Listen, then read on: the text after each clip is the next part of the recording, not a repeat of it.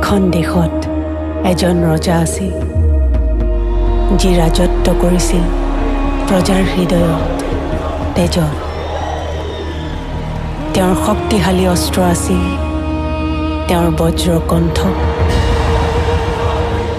তেওঁৰ কণ্ঠৰে মুখৰিত হৈছিল সেই দেশৰ আকাশ আৰু বতাহ, যাৰ সুৰত গুমুঠা ডাৱৰেও অভিমানেৰে লয় লাখেৰে নামি আহিছিল বৰষুণ হৈ, যাৰ কথাৰ ছন্দত আউলি বাউলি হৈ দৌৰি আহিছিল প্ৰচণ্ড ধুমুহাজাক।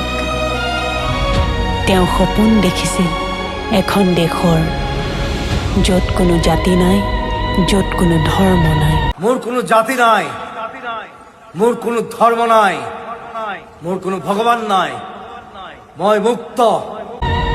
তেওঁ সপোন দেখিছিল এখন মানুহৰ দেশৰ, তেওঁ সপোন দেখিছিল সৃষ্টিৰে চহকী এখন দেশৰ, তেওঁ সপোন দেখিছিল এখন সেউজীয়া দেশৰ, তেওঁ সপোন দেখিছিল নাহৰৰ দেশৰ।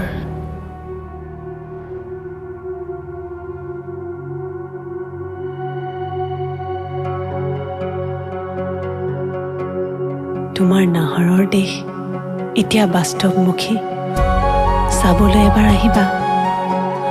আমাৰ মাজত এতিয়া ইপাৰ আৰু সিপাৰৰ ব্যৱধান পাৰ হ'ব জানো পাৰিবা?